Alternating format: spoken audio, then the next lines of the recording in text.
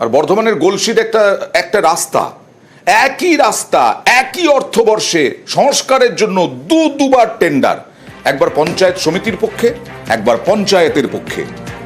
কাজ না করে টাকা তুলে নেওয়া হয়েছে, তাহলে কি সরকারি টাকা আত্মসাৎ? উঠছে প্রশ্ন, কারণ অভিযোগ রাস্তার কাজ কিছুই হয়নি।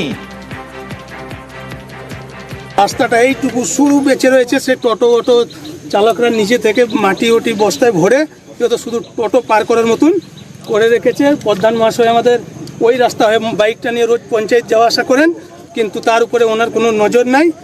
এই উপরে রাস্তাটা মানে বিশাল গর্ত এখনও হয়ে রয়েছে, দেখতেই পাচ্ছেন। মানে এই ধারে মানুষগুলো যে কসবা দিক থেকে লোহাপুর দিকে যাবে, এই রাস্তার কন্ডিশন খুবই খারাপ। এই রাস্তার উপরে আমি খবর নিয়ে দেখি, আমি গলসির ভিডিওর সঙ্গে যোগাযোগ করে আমি খবর নিচ্ছি কি হচ্ছে, আমার জানা নেই বিষয়টা। কৃষক সেতু বেহাল। এবার কৃষক সেতুর পাশেই দামোদরের ওপর তৈরি হচ্ছে একেবারে শিল্প সেতু, এবং এটা বেশ কয়েকটা জেলার কৃষকদেরকে সাহায্য করবে। আর এই সেতু তৈরির নকশা আমাদের হাতে, নকশা তৈরি পূর্ত দফতরের, কয়েকশো কোটি টাকা খরচ। দেখুন আমার বাংলার সবশেষে। বর্ধমান শহরের কাছে কৃষক সেতু, এই সেতুর হাল খারাপ, তাই এবার নতুন সেতু, নাম শিল্প সেতু। পূর্ব বর্ধমানে এই নয়া সেতু তৈরির উদ্যোগ নিয়েছে পূর্ত দপ্তর, নকশাও চূড়ান্ত হয়ে গিয়েছে।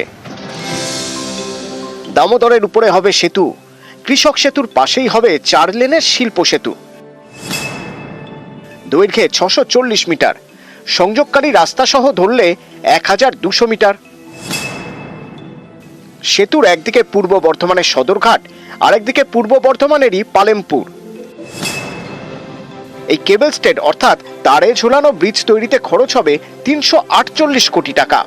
দক্ষিণ দামোদরবাসীর একটা দীর্ঘদিনের যে প্রত্যাশা ছিল, সেই প্রত্যাশা মাননীয় মুখ্যমন্ত্রী পূরণ করতে চলেছেন। বিশেষ করে দক্ষিণ দামোদর এবং বাঁকুড়া জেলা, পার্শ্ববর্তী হুগলিরও কিছুটা পোর্ট রয়েছে যারা উপকৃত হবেন, এর ফলে যাতায়াত ব্যবস্থা উন্নত হবে। 1977 সালে বর্ধমানে দামোদরের উপর কৃষক সেতু তৈরি হয়। সেই সেতু এখন বেশ দুর্বল, মাঝে মধ্যেই রক্ষণাবেক্ষণের জন্য কৃষক সেতু বন্ধ থাকে, ভোগান্তি চরমে ওঠে। এবার কৃষক সেতুর পাশে তৈরি হবে 4 লেনের শিল্প সেতু। বর্তমানে যে কৃষক সেতুর জ্যাম, সেই জ্যামের জন্য আমাদের বাস বন্ধ হয়ে যাচ্ছে। 4 লেন হলেই আমাদের বাসের উন্নতি হবে। 1 মিনিট যদি কোনো গাড়ি খারাপ হয়ে যায়, তাহলে মানুষকে 1-1.5 ঘন্টা মানে তেলিপুকুর যেতে সময় লাগে। প্রচন্ড সমস্যা, বহু মানুষও উপকৃত হবে। 4 লেনের নয়া সেতু তৈরি হলে বর্ধমান থেকে হুগলি বা হাওড়া হয়ে কলকাতায় যাতায়াত সহজ হবে। এই দাবি আমাদের বহুদিনের ছিল, এই দাবি মিটতে চলেছে। যার জন্য সত্যিই আমরা গর্বিত, আনন্দিত।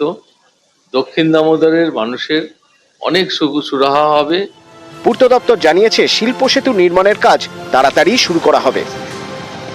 আবির ঘোষাল এবং শরদিন্দু ঘোষ, নিউজ 18 বাংলা।